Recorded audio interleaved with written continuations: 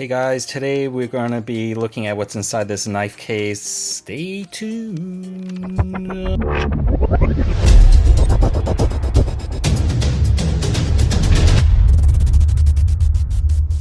Okay, Infinite Knives. Never heard of it, or have you heard of it? It's one of those kind of lesser known knife brands out there that does premium knives. If you're on AliExpress, you probably have seen them. And I've seen more premium knife that are lesser known to be getting more exposure nowadays. Example, Pokoloi, something, whatever, Mundus knives, except the knife in here is not what you expect, I think, because this looks like a tactical pouch, tactical thing, but what's inside is something totally different. I feel like I should be wearing white gloves, and ta-da! Here it is, the Infinite Knives Tianding, whatever. And actually, I don't even care what the model name is. And you actually may see their name as Infinite Charlie as well, but I'm just gonna call it Infinite Knives. This is a Justus design. Justus is a premium knife maker from, I'm guessing, Russia by the things. I felt like I should have messaged him and maybe ask him his background or what inspires him, but then I just think maybe just leave that to mystery in my mind. Yeah, this Russian, our comrade, makes amazing knife designs, and I would say he is the Russian Ron Best. Ron Best, you know who that is, making the best of the best custom knives, and this guy seems to be something similar, in which he makes a lot of intricate designs with just exotic materials. So he's up there with all the top echelon ones, you know, Gustavo of GTC Knives and etc. Rod Olson, and who else?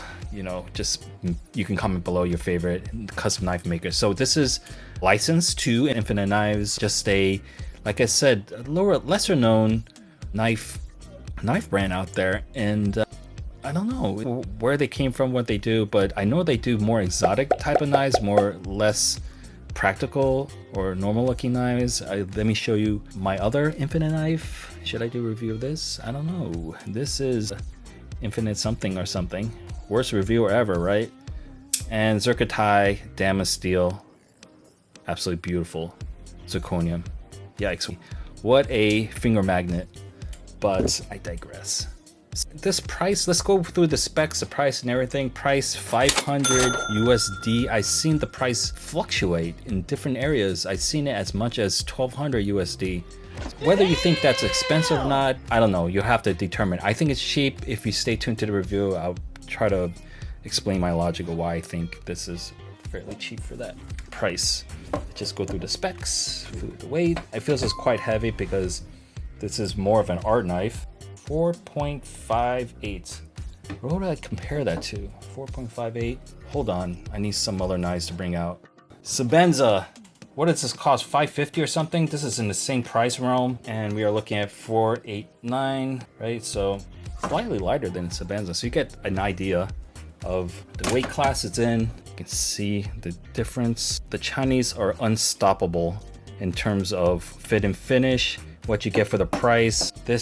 These are in the same price range, and you can see the complete total difference of it. Get out of here. No hate on Chris Reeve or Tim Reeve. Okay, we have a M390 blade, right? Or should it be? It's not even marked, but if you're spending this much, trust me, it is what it is. We're looking at about 8.7 centimeter in leg length, and then we're looking at, for scale, we're looking at about 11.3. Okay, so you get an idea of, and the thickness without the clip 1.4, with the clip 1.7-ish. Okay, so just so you can get an idea, but yeah, Sebenza large in that category. Okay, so those are the dimensions. What is this thing about? This thing is about details. So like I said, Justus is one of those top makers who does very intricate work, a lot of manual work and a lot of delicate work for his exotic knives. For someone to execute one of his designs, this is licensed to Infinite. It's crazy. It's absolutely crazy. So the details, we're looking at the material here. Let's go start from the middle. What we have here is mother of pearl. It's one of those elegant and upscale materials you'll find in everything from jewelry, watches, lighters, pens, and whatnot. It's something that's timeless and classy. So we have mother of pearl inlays, and then you see how it gets dark or light depending on how the light hits it. So this mother and pearl inlay is in another inlay. What the hell am I talking about? This will be Christopher Nolan's favorite knife, because what you have here is inlay inception. You have inlays on inlays on inlays. So mother of pearl that's on this titanium inlay that's inlaid inside this titanium scale. As you can see, we have it's a very fine glass bead finish here, and then we have a light satin finish here and here. Very nicely done, very intricate. So this is inlaid in there. How it's holding in there, I don't know. I'm gonna guess it's either screwed in by the back or glued in. I'm not sure. I'm not gonna find out. I'm not gonna take this thing apart. Very nice, beautiful piece. And then as we go either up or down, we have fat carbon in blue and white, and black. So very nicely done. It's totally seamless. Fat carbon is more of a modern material, so a nice juxtaposition on this material. Very nicely done. Again, this fat carbon that's inlaid in here, it's inlaid on a piece of titanium that's inlaid into the titanium scales. And as you can notice, it's blue on the edge.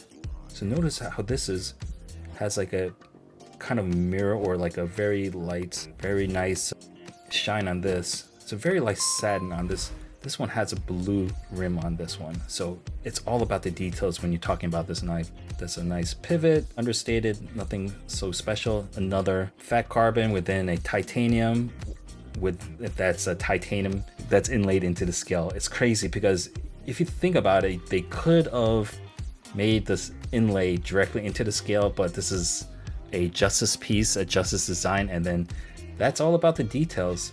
One of the other crazier ones, detail, and this is probably my most favorite detail, would be this in here. Notice you have a pivot here, and notice that right over there, there is a little inlay of, assuming is the fat carbon or some kind of blue G10. I think it's fat carbon in here.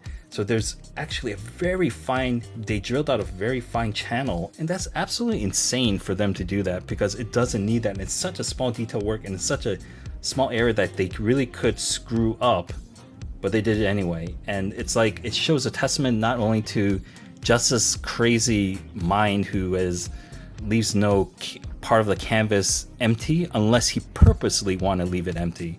So he touched on everything. You're getting your money's worth.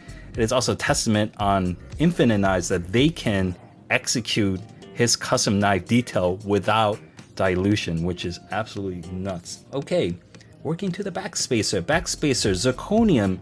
Notice that they went with a oil finish, which gives you more of a rainbow color, as opposed to the more higher temperature zirconium, which gets a nice black finish. So this is more of an oil finish, and you can say that's a little bit more like iridescent, and that's more similar to here. So it's probably meant to play off of the mother of pearl. There is no shortcuts. Also beautifully milled, very thin here, and obviously they don't care about weight for this knife. It's not about weight if they're using zirconium. This is about, they cut this in for the styling of it.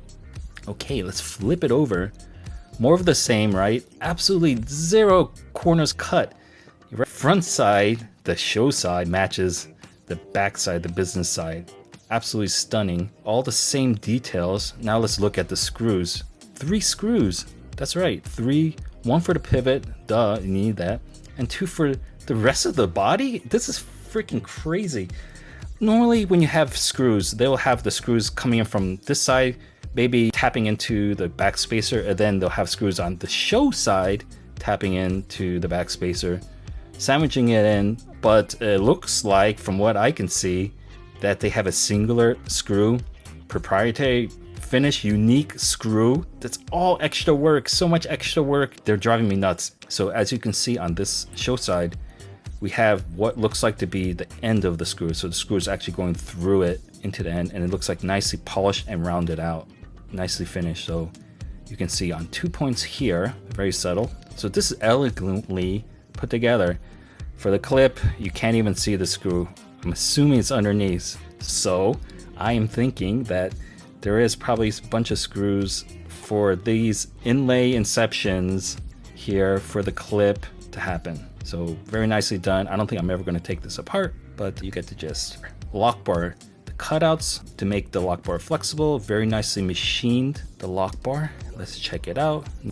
Reeves integral lock bar, and let's see, yeah, it's just like at the beginning. If that matters for you, I don't know if you even care about that. Here's the jimping also, by the way, on the flipper. Notice the lock bar is here, along here, yeah, to here. So in the lock bar, they actually made a cutout to fit this inlay. Absolutely stunning fit and finish, and it just makes it harder. If they wanted to make this easier, they would have not put this inlay. They probably wouldn't put it on this side. They would put it only on one side, maybe put this and this here, and just omit this part just to make it easier for the lock bar.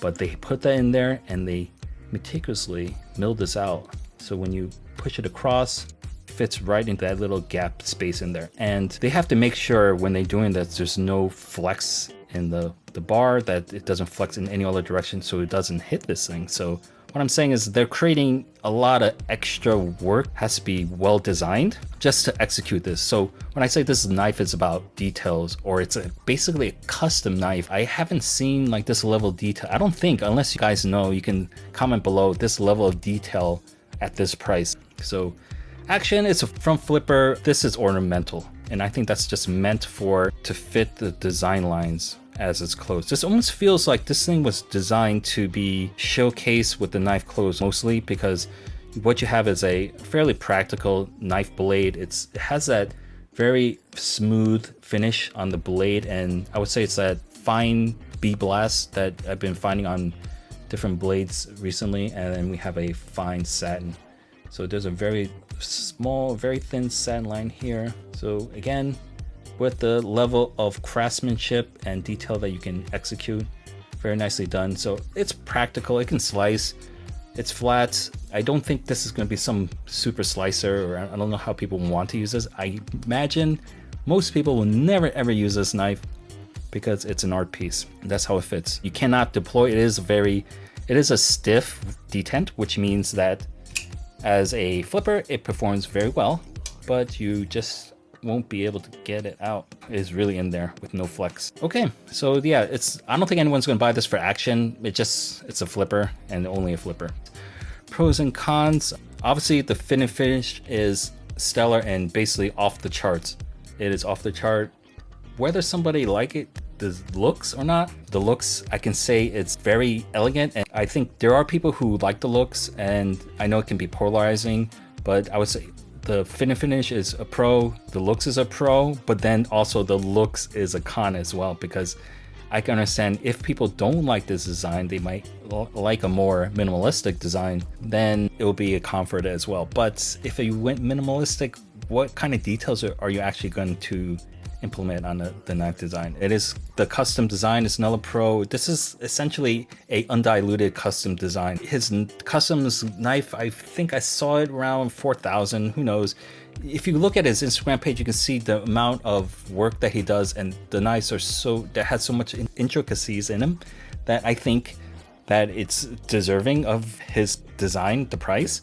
But if you wanted the custom knife at a cheaper price, yeah, so price could be the pros. The con, fragile. I guess I never dealt with mother of pearl, but I imagine this is fragile. I don't know. I'm still plan on testing the durability of this mother of pearl, but I can imagine fragile. Another con could be limited. Who knows when this runs out, when their licensing deal runs out. They are not individually numbered, but is this a limited amount? I really don't know. So if you're curious about this and the price matches, you may want to pull the trigger at 500 if you can get it still. Unless it becomes popular, then it becomes higher price, because I still think that this can command a higher price, 1,000 plus, based on the amount of the detail work that they have done on it. Another con could be, just like I mentioned before, is the polarization of the looks and flipper only. If someone's looking for buying this for action, maybe they'll be bored. It's not less fidgety if they only have one way to deploy it. So it's up to you. Okay, so conclusion. Who is this for? This is for the person who is well into their knife journey. They're well past the beginning initial stages where you're just like, maybe you have a bug out, right? And then as you're moving along, you're getting Sabenza, you get into Sabenza range, something more premium materials, premium price. Nothing exotic about this at all. And then you start getting into more art pieces. As you move in more to art, it's less about the function and the tool aspect of it, but more about the artistic design and the execution of those details. Here's a nice knife by Reich, the Cicada. Absolutely beautiful, 250 bucks. A steal for this for 500. And this is a person who's looking for something of a conversation piece, or maybe a person who's looking as a conversation piece for non-knife people. I think if you put this in front of a bunch of watch people, I think it will attract their attention, just because based on the materials alone, they'll get quite interested in the details that you can explain, the details upon details that this has. Much like a person, everyone can just have a quartz watch, but then what about having something more intricate? This watch, mechanical movement, is over 100 years old. It was a pocket watch before. So this is a very old pocket watch made for aristocrats, called a hunter design.